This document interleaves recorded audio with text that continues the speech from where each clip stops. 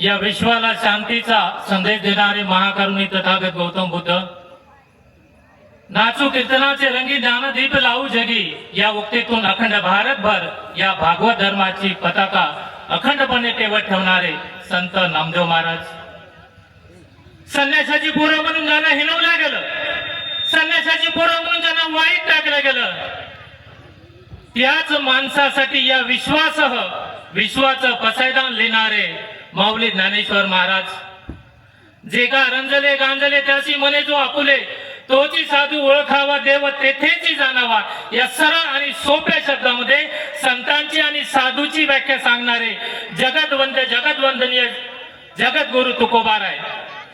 स्वराज्य संकल्पक छत्रपती शहाजीराजे, स्वराज्य संकल्पिका राजमाता राष्ट्रमाता मासाहेब जिजाऊ आपल्या आई वडिलांचं स्वप्न सत्यामध्ये कसं आणावं, आपल्या आई वडिलांच्या स्वप्नासाठी आयुष्यभर कसं झुंजावं, याचं आदर्श मूर्तिमंत उदाहरण म्हणजे स्वराज्य निर्माते छत्रपती शिवाजी महाराज.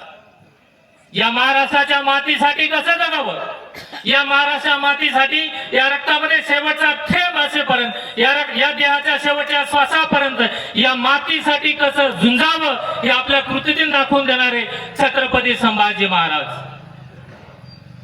ज्या माणसानं रायगडावर पहिली शिवरायांची समाधी शोधली, शिवरायांची पहिली शिवजयंती साजरी केली आणि सांगितलं, आपल्या उक्तीतून सांगितलं की विद्येविना मती गेली, मतीविना नीती गेली, नीतीविना गती गेली, गतीविना वित्त गेले, एका वित्तविना शूद्र खचले, एका अविद्येने एवढे अनर्थ केले, असं शिक्षणाचं महत्व सांगणारे सत्यशोधक समाजाचे निर्माते क्रांतिबा ज्योतिबा फुले, मा सावित्रीबाई फुले, आरक्षणाचे खरे जनक छत्रपती शाहू महाराज. इथं मला संविधान लिहिताना जास्त कष्ट झाले नाहीत, कारण ज्या संविधानाची फळ तुम्ही आम्ही चाटतो ते संविधान म्हणजे माझ्या शिवरायांचं स्वराज्य तुमच्या आमच्या समोर संविधानाच्या माध्यमातून ठेवणारे विश्वरत्न बोधिरत्न डॉक्टर बाबासाहेब आंबेडकर. जग बदल घालून घावं मला सांगून गेले भीमराव, असं सांगत रशियाच्या चौकामध्ये सुद्धा माझ्या शिवरायांचा पोवाडा आपल्या मानीनं पवित्र करणारे अण्णाभाऊ साठे. एवढेच नाही, राष्ट्रसंत तुकडोजी महाराज ज्यांनी सांगितलं, मंदिर में भी है खुदा, मस्जिद में भी राम है, दोनों नहीं है पत्थरों में सिर्फ उनका नाम है. या शब्दामध्ये समाजामध्ये समानता निर्माण करणारे राष्ट्रसंत तुकडोजी महाराज आणि तुमच्या आमच्या मातीमध्ये घडलेलं रत्न शेवटचं संत ज्यांनी सांगितलंय की दिवसभर गावची घाण साफ केली आणि रात्री अशा कीर्तनाच्या माध्यमातून तुमच्या आमच्या डोळ्यातली घाण साफ केली, दगडांचे टाळ करून लोकांच्या डोक्यामध्ये जाळ निर्माण करणारे या भूमीतले शेवटचे आणि अखेरचे संत गाडगे महाराज. माता रमाई, माता भीमाई, अहिल्याबाई होळकर. एवढंच नाही, ज्या सिंधू संस्कृतीचा तुम्हा आम्हाला अभिमान आहे, त्या सिंधू संस्कृतीचा वसा आणि वारसा तेवत ठेवण्यासाठी ज्या ज्या महान पुरुषांनी ज्या ज्या महान मताने आपल्या आत्माहुतीच्या प्रेरणा दिल्या, त्या सर्वांना मी आपल्या जोरदार टाळ्यांच्या गजरामध्ये आज या शिवजयंतीच्या कार्यक्रमानिमित्त विनम्र अभिवादन करतो. आजच्या या कार्यक्रमाचे अध्यक्ष माननीय श्री पुंडलिकरावजी सरकटे, खरेदी विक्री संघाचे माजी सचिव, त्याचबरोबर या कार्यक्रमासाठी प्रमुख उपस्थिती म्हणून लाभलेले माझे सहकारी प्राध्यापक जगताप सर, मगर साहेब आणि आमचे मामा ज्यांच्यामुळे मला या शिवजयंतीचा योग आला असे आमचे नामदेवरावजी सरकटे मामा. 4 वर्षापासून आमची गपशप चालू आहे सर, एकदा तरी आमच्या गावामध्ये या, गावामध्ये या. खरं तर माझा 3चा टाइम दिला होता, परंतु आमच्या परीक्षा असल्यामुळे आम्हाला येता आलं नाही आणि मी सर्वांची माफी मागतो की तुमचा वेळ मी जास्त घेत नाही, करू नये. मला सांगा, 14 ऑगस्ट 1947 ला भारत देश स्वतंत्र झाला आणि त्यानंतर 26 जानेवारी 1950 ला डॉक्टर बाबासाहेब आंबेडकरांनं आमच्यासाठी संविधान लिहिलं. म्हणजे या भारत देशामध्ये लोकशाही चालू झाली आणि राजेशाही बंद झाली. मग माझा प्रश्न हा आहे, या लोकशाहीमध्ये 350 पूर्वी होऊन गेलेल्या राजाचं एवढं कौतुक का? आम्ही त्यांची जयंती साजरी करतो? का ते माझ्या जातीमध्ये जन्माला आले म्हणून? का ते माझ्या कुळातले होते म्हणून? माहित नाही मला माझा राजा माझ्या कुळातला होता का मी राजाच्या कुळातला मला की ज्या राजामुळे आमचं कुल शापित आहे तो राजा म्हणजे छत्रपती शिवाजी महाराज आणि म्हणून आपण त्यांना कुलपती असं म्हणतो. कुलपती. या कुलपती शिवरायांची जयंती आज आपण साजरी करत आहोत. वाद भरपूर आहेत परंतु तेवढा वेळ नाही माझ्याकडे. कारण शिवाजी महाराजाचं चरित्र सांगणं हे अर्ध्या घंट्याचं काम नाही, एका तासाचं काम नाही, एका हप्त्याचंही काम नाही किंवा एका वर्षाचंही काम नाही. माझं एक प्रामाणिक मत आहे, छत्रपती शिवरायांचं चरित्र सांगणं हे एका जन्माचं सुद्धा काम नाही. कारण माझा राजा होताच तसा. कारण जीवनातल्या कुठल्याही क्षेत्रामध्ये जा, कुठल्याही क्षेत्रामध्ये जा, जीवनातला कुठला पैलू तुम्ही काढून पहा, तिथं छत्रपती शिवरायांची प्रेरणा तुम्हाला मिळणार आहे. येताना मला काही जण भेटले, काय कार्यक्रम? म्हटलं शिवजयंतीचा कार्यक्रम आहे. म्हटले शिवजयंती तर 19 तारखेलाच झाली ना. म्हणजे त्यांना सांगायचं होतं शिवजयंती तारखेला करतात, शिवजयंती तिथीनुसार करतात. आमच्या पश्चिम महाराष्ट्रामध्ये अक्षय तृतीयाला सुद्धा करतात. मी त्यांच्याकडे नीटपणे पाहिलं, त्यांना बोलू दिलं. तर तुम्ही एकदा काय, 2 दिवस काय, 4 दिवस काय, वर्षाचे 365 दिवस शिवजयंती साजरी करा. कारण माझा राजाचा विचार जर या कच्च्या बच्च्याच्या माता माऊलीच्या पर्यंत पोहोचत असेल तर वर्षातले 365 दिवस ही शिवजयंती साजरी झाली पाहिजे. परंतु ही शिवजयंती साजरी करताना मला तुम्हाला एक भीती सांगायची आहे की आजकाल बऱ्याच गावामध्ये डीजेच्या भिंती उभ्या करून शिवजयंती साजरी केली जाते. का यासाठीच माझ्या राजाने जन्म घेतला होता? त्या राजाचं हे स्वप्न होतं तुम्ही डीजे लावा. आले ते एक ट्रॅक्टर उभं केलं जाते, त्यावर शिवाजी महाराजा फोटो लावला जातो, त्यावर डिस्को लाईट लावला जातो आणि डोक्याला चंद्रकोर लावले जाते, दाढी वाढवली जाते आणि ढना ढना ढना ती शिवजयंती साजरी होते. कुठला आदर्श घ्यायचा शिवाजी महाराजाचा? काय केलं महाराजांनी आमच्यासाठी? आम्ही जर त्यांचे वारसदार मानत असो, मला माहित नाही तुम्ही इथे गेल्यानंतर, इथून घरी गेल्यानंतर काय घेऊन जाणार. तुम्ही बऱ्याच कार्यक्रमाला जात असाल, शिवजयंतीच्या बऱ्याच व्याख्यानं तुम्ही ऐकल्या असतील. परंतु माझा प्रश्न आहे, जेव्हा आम्ही एखाद्या व्याख्यानाला जातो, एखाद्या सांस्कृतिक कार्यक्रमाला जातो, आम्ही घरी काय घेऊन जातो? कारण माझ्या शिवरायांचा आदर्श तोच आहे. कट्टर हिंदुत्ववादी बाळासाहेब ठाकरे यांचे वडील प्रबोधनदास ठाकरे म्हणतात, एका पार्ट्यामध्ये जर 33 कोटी देव टाकले आणि दुसऱ्या पार्ट्यामध्ये जर माझा राजा टाकला तर माझ्या राजाचं पारड हे श्रेष्ठ ठरते. कारण मंदिरातले देव ज्या राजामुळे सुरक्षित आहे, गोठ्यातली गाय आणि घरातली बाय आमच्या राजामुळे सुरक्षित आहे. म्हणून माझा राजा 33 कोटी देवापेक्षाही श्रेष्ठ ठरतो. हे महत्वाचं कारण आहे. याची दुसरी बाजू जर सांगायची झाली, या 33 कोटी देवापैकी कुठला देव हा माणसाच्या जन्माला आला माझ्या तरी ऐकण्यात नाहीये. या 33 कोटी देवापैकी कुठला राजा मरत्या माणसाच्या जन्माला आला हे मला माहित नाहीये. परंतु माझा राजा मरत्या माणसाच्या जन्माला येऊन स्वतःच्या कर्तृत्वाने देवत्वाला प्राप्त झालेला हा तुमचा आमचा आदर्श आहे. परंतु हल्लीची परिस्थिती वेगळी झाली आहे. छत्रपती शिवरायांची प्रतिमा आमच्या समोर काय उभी केली जाते? कुठलाही राजकीय पक्ष असो, कुठलीही संघटना असो, या देशाचं राजकारण आणि संघटनेचं राजकारण छत्रपती शिवाजी महाराजांच्या नावाशिवाय पूर्ण होत नाही. मित्रो, वेळ फार कमी आहे, मी जास्त गोष्टी घेणार नाही. परंतु एक गोष्ट मी तुम्हाला सांगणार आहे की तुम्ही जी शिवजयंती साजरी करता, मी जवळपास मला 7चा टाइम दिला होता. मी 6:45 या गावामध्ये आलो. मी माझ्या वेळेवर इथं पोहोचलो, परंतु इथे लोक नव्हते.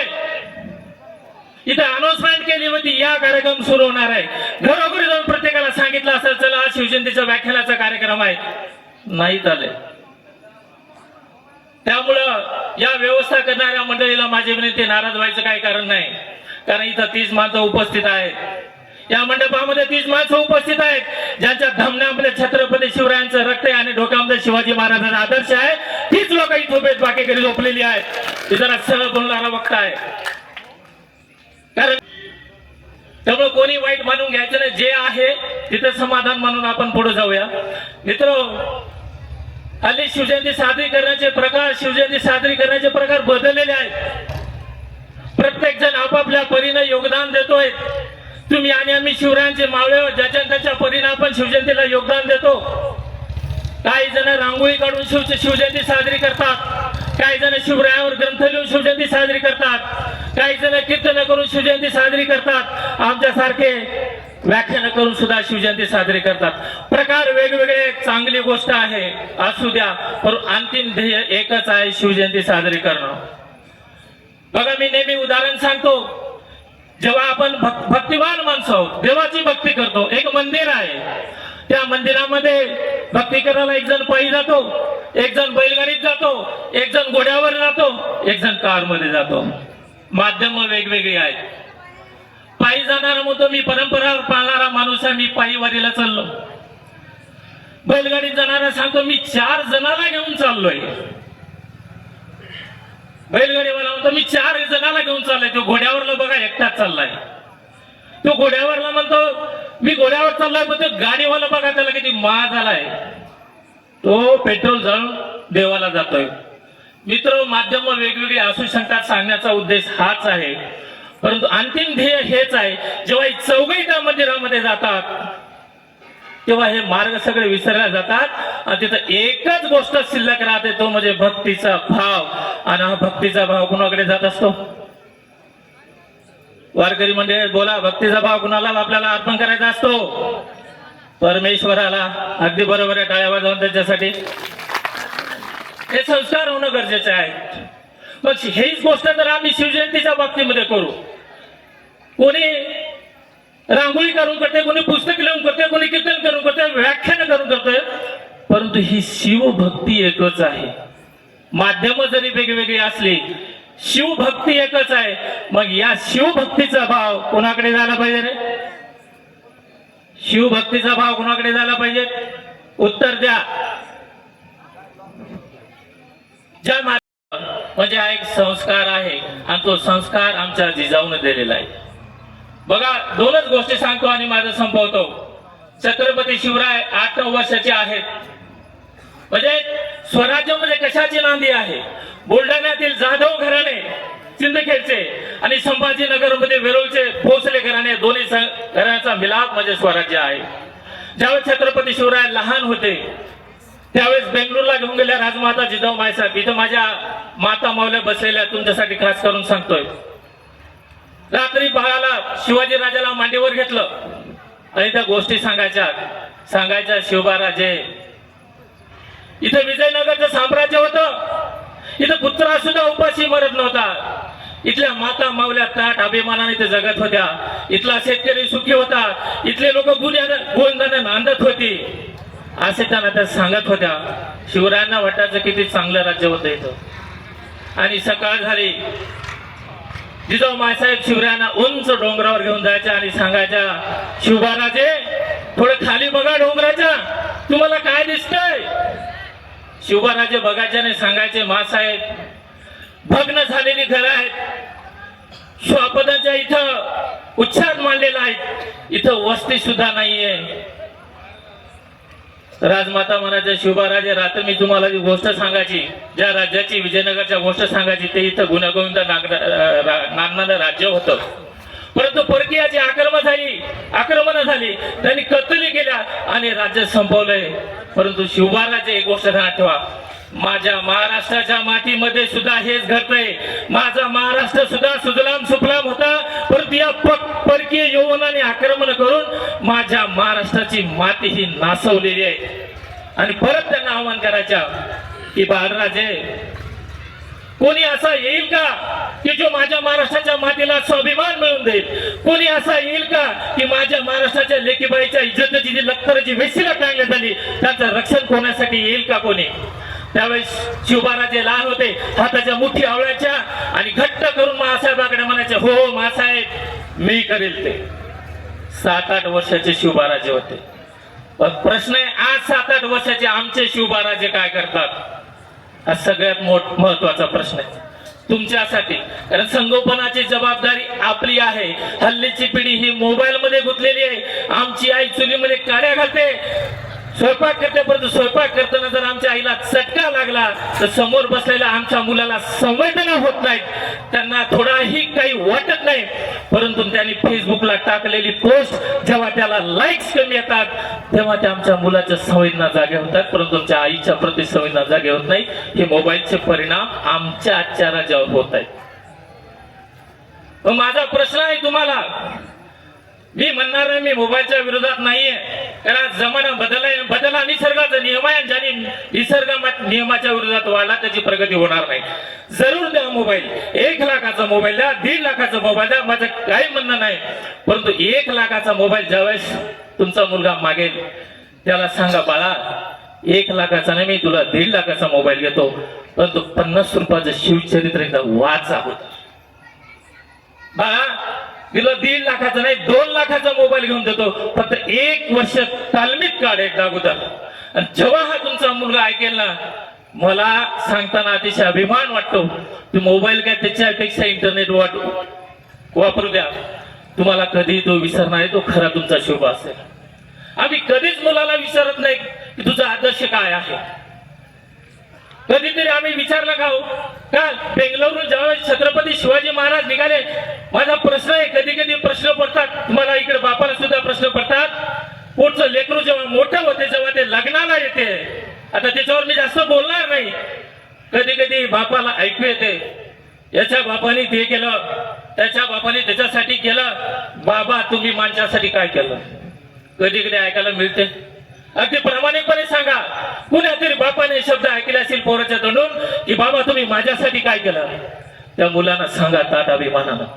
ज्यावेळेस बेंगलोरून शिवाजी राजे पुण्याला येत होते जहागिरीसाठी, त्यावेळेस त्यांच्या वडिलांनी शहाजी राजांनी त्यांना काय दिलं होतं हे तुमच्या मुलाला सांगा. काय दिलं होतं शिवाजी महाराजाला, काय दिलं होतं, कुठले पैसे दिले होते, कुठली जमीन दिली होती, कुठली संपत्ती दिली होती, काय दिलं होतं. एक स्वप्न दिलं होतं, स्वप्न लिखित प्रतिभाचंद्र लेखे वर्धिष्णूर विश्ववंदिता विशेषा मुद्रा भद्राय राजने. म्हणजे प्रतिपदेचा चंद्र जसा कोरेनं वाढतो, कलेनं वाढतो, एकदम वाढत नाही, अगदी त्याप्रमाणे शुभाराजे तुम्ही तुमच्या जीवनामध्ये प्रगती करा. या गोष्टीचा विश्वाला सुद्धा अभिमान वाटला पाहिजे, असं कर्तृत्व तुम्ही करा. हे स्वप्न शहाजी राजानं दिलं होतं.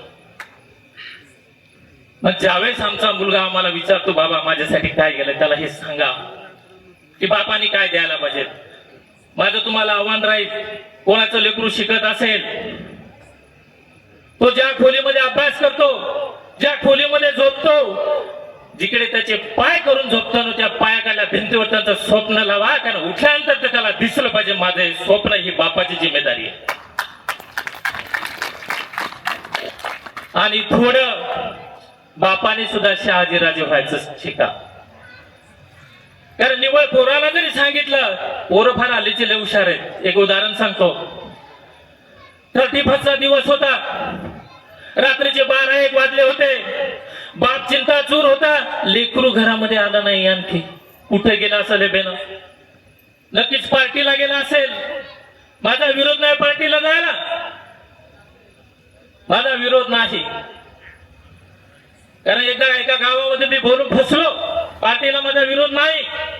बाप चिंताचूर होता, लेकरू आलं नाही. लेकरू डुलत 1:30 वाजता आलं घरामध्ये. मी सांगतोय शहाजीराजे व्हा. घरामध्ये जसं पोरगा आलं, बाप उठला, खना खना खना खेटाने हल्लं. गेलं होतं कुठं तो, पार्टीला गेला होता का.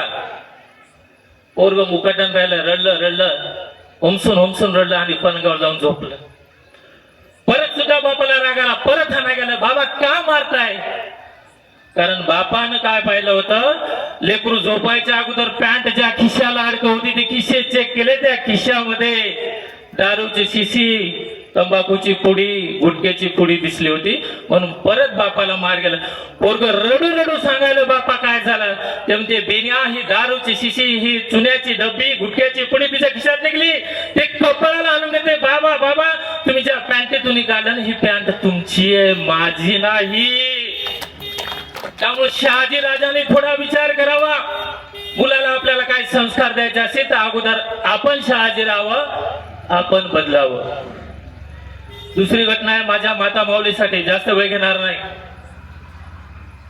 ज्यावेळेस लाल महालामध्ये राष्ट्रमाता जिजाऊ शिवबाला घेऊन आल्या, संस्कार कसे घडवायचे असतात, मनामध्ये किती कडवटपणा ठेवायचा असतो हे तुम्ही जरा थोडं लक्षामध्ये घ्या. 7-8 वर्षाचे शिवबाराजे आहेत. रात्रीच्या वेळेस घरी आलेत, पलंगाखाली थोडी आई साहेबाला माती पडल्यासारखी दिसली. बाळासाहेबांनी विचारलं, शिवबाराजे कुठे गेले होते? राजाने सांगितलं होतं, सौंदर्यासोबत खेळायला थोडी मनोरंजन करायला गेलो होतो. बाळासाहेबांनी माहिती घेतली की राजे नाच गाणं पाहायला गेले होते. त्यावेळेस बाळासाहेबांनी संस्कार माझ्या शिवरायांनी दिला होता. दुसरा संस्कार दिला, अतिशय महत्वाचा आहे. राजांचं प्रशिक्षण सुरू आहे. राजे घुडसवारी करतात, तलवारबाजी खेळतात, भालाफेक करतात लाल महालाच्या अंगणामध्ये. आणि करत असताना शिवबाराजे घोड्यावरून खाली पडले. पोटचं लेकरू खाली पडलं. आईचं काहीच कसं झालं असं. शिवबाराजाला खचतलं, रक्त वाहतंय. आमची मायमाऊली पळत गेली असती, त्याला उचलून घेतलं असं. बाळा तुला लागलं का? हेच करतो ना आपण, दुसरं काय वेगळं करतो का? लय झालं तर दोन आसू येतात डोळ्यामधून आपल्या, जास्त लागला असत तर. पण बघा माझ्या मासाहेबांनी काय संस्कार केले. शिवबाराजे पडले, रडतायत, मासाहेब मासाहेब आवाज देत आहेत, पण मासाहेब सागच्या हलत नाहीत. कारण माझ्या लेकराला जर जीवनामध्ये घडवायचं असेल तर या मातृत्वाचं हृदय थोडं कडक ठेवावं लागेल, हे माझ्या जिजामातेने सांगितलं. मासाहेब तार तार तार तार निघून लाल महालामध्ये गेल्या. नंतर शिवबाराजे उठते झाले. उठलेले शिवबाराजे चालते झाले आणि पळत पळत महालामध्ये गेले आणि विचारतात, मासाहेब आम्ही घोड्यावरून पडलो, आम्हाला लागलं, आमच्या हातातून घळ रक्त निघतंय, तुम्ही नुसतं आमच्याकडे पाहताय, मासाहेब तुम्ही आम्हाला का नाही उचललं? त्यावेळेस मासाहेब शिवबाला जवळ घेतात. शिवबा खूप लागलं नाही का? आणि तुम्हाला वाईट आई वाटते नाही का मी तुम्हाला उचललं नाही? परंतु एक गोष्ट त्यांना ठेवा माता मौल्यानो, त्यावेळेस माझ्या जिजामातेनं काय संस्कार दिला माझ्या शिवरायावर. जिजामाता म्हणायला, शिवबाराजे ज्या माणसाला पडल्यानंतर स्वतःच्या ताकदीवर उभं राहता येत नाही, तो माणूस काय स्वराज्य निर्माण करणार आहे? आता याचा अर्थ काय लावायचा? ज्यावेळेस अफजल खान चालून आला होता या मातीवर, संभाजीराजे लहान होते, सईबाई आजारी होत्या, अंथरून धरलं होतं, आणि त्यावेळेस प्रतापगडाच्या दिशेने अफजल खान 30,000ची फौज घेऊन आला. बघा मंडळी, छोटं तानं बाळ आहे, बायको मरणासन्न अवस्थेमध्ये आहे आणि शत्रू चालून येत आहे. मानसिक दृष्ट्या किती खचले असतील माझे राजे, किती पडले असतील मानसिक दृष्ट्या. परंतु त्याही परिस्थितीमध्ये सईबाईचं निधन झाल्यानंतर राजाने माझा अफजल खान उभा कापला त्या प्रतापगडावर. कारण लहानपणी माझ्या जिजामातेने संस्कार दिले होते की स्वतः पडल्यानंतर स्वतःच्या हिमतीनं उठायचं असतं. अशा संकटामधून सुद्धा माझ्या राजे उठले होते. पुरंदरचा तळ झाला होता, 33 किल्ले सुद्धा दिले होते. काय राहिलं होतं स्वराज्यामध्ये काय राहिलं होतं? शून्यावर आलं होतं स्वराज्य. परंतु संस्कार होता महासाहेबाचा की पडल्यानंतर स्वतःच्या ताकदीने जीवनामध्ये कसं उभं राहायचं. हा आपल्यासाठी संदेश आहे, हा आपला आदर्श आहे की जीवनामध्ये प्रत्येकाच्या संकट येत असतात. विद्यार्थी दशेमध्ये अभ्यास करत असताना अभ्यास होत नाही, परीक्षा जवळ येतात, संकट येतात. तरुणी काठी पोरं आत्महत्या करायला लागले. तुमच्यासाठी हा संदेश आहे की जीवनामध्ये किती प्रतिकूल परिस्थिती येऊ द्या, किती संकट येऊ द्या, परंतु या संकटातून मार्ग कसा काढायचा संयमतेनं हे माझ्या राजानं शिकवलेलं आहे. उगाच नाही जगामध्ये नाव झालंय. शिवाजी राजे काही आमच्या मराठ्यापुरते मर्यादित नाहीयेत, महाराष्ट्रापुरते मर्यादित नाही. खूप मोठा इतिहास मी सुरुवातीला सांगितलं, जन्मही पुरणार नाही. पुन्हा भविष्यामध्ये कधी संधी मिळाली तर 2-3 तास बोलून तो पूर्ण इतिहास मी तुमच्या समोर ठेवेल. हा माझा शब्द आहे तुम्हाला. कारण एकमेकाचा आदर करणं हे माझ्या राजाचे संस्कार आहेत. यानंतर कीर्तन होणार आहे. मी बऱ्याच ठिकाणी जातो, गेल्यानंतर आव्हान करतो की हात जोडून आव्हान करतो. मी तुम्हाला सांगतो, वैष्णव देवीला जाऊ नका, बालाजीला जाऊ नका, बद्रीनाथला जाऊ नका, कुठल्या केदारधामला जाऊ नका असं मी अजिबात म्हणणार नाही. परंतु एकदा तरी माझ्या शिवरायांच्या गडकोटाकडे जात चला.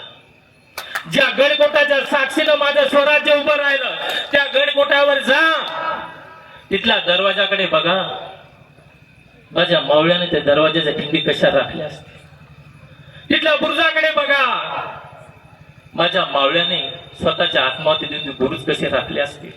तिथली माती थोडी हातामध्ये घ्या, ती माती पाण्यामध्ये टाका, त्या पाण्यावर जो तवंग तुम्हाला दिसेल हा माझ्या खर्ची पडलेल्या मावळ्याच्या रक्ताच्या थेंबाचा तो तवंग असेल. आणि जेव्हा तुम्ही ते बघाल, ती प्रेरणा घेऊन तुम्ही घरी याल, जो व्यक्ती ती प्रेरणा घेऊन घरी येईल, या अभिमानानं सांगतो, त्या व्यक्ती जीवनातल्या कुठल्याच संकटाला घाबरणारा नसेल, कारण त्याला माझ्या छत्रपती शिवरायांच्या मावळ्याची प्रेरणा मिळाली असेल. ही आम्हाला घडवायची. परंतु हल्ली आमच्याकडले तिकडले उत्तरेतले लोक बरेच सांगतात, बघा आमचे किल्ले कसे शाबूत आहेत, आजही आमचे गडकोट तसेच्या तसेच आहेत. परंतु महाराष्ट्राचे गडकोट हे ढिल्लेले होत आहेत, त्याचे बुरुज ढासळत आहेत. यामागे राजकीय अनास्था आहेत. परंतु माझं एक सांगणं आहे, जेव्हा जेव्हा त्यांच्या किल्ल्यावर आक्रमण झाली तेव्हा तेव्हा त्यांनी माना वाकवल्या आणि भिंती सुद्धा वाचवल्या. परंतु महाराष्ट्राच्या गडकोटावर जेव्हा जेव्हा आक्रमण झाली तेव्हा मानाने वाकवल्या, छात्या फाकवल्या आणि बुरुज सुद्धा आमचे वाचवले. हा तुमचा आमचा इतिहास आहे, हा स्वाभिमानाचा इतिहास आहे. बोलण्यासारखं खूप काही आहे. परंतु एक गोष्ट तुम्हाला सांगतो मी, अतिशय खेदानं म्हणावशी वाटते. तुम्ही मला खूप वेळ दिला, माझा यथोचित सत्कार केला. मी तुमच्यातलाच कास्तकाराचा मुलगा, मी काय मोठा नाही, मी मोठा नाहीये. परंतु या महाराष्ट्राच्या मातीबद्दल एक खंत एका मिनिटामध्ये सांगतो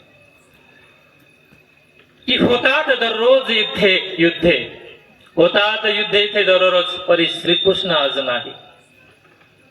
गीता कोणास सांगू तो अर्जुन आज नाही. होतात दररोज युद्धे इथे, परी श्रीकृष्ण आज नाही. गीता कोणास सांगू तो अर्जुन आज नाही. भरतात दरबार दररोज इथे, परंतु शिवराय आज नाहीत. ही शिवशाही कोणाला सांगू, तो महाराष्ट्र आज इथे नाही. धन्यवाद. जय जिजाऊ, जय शिवराय.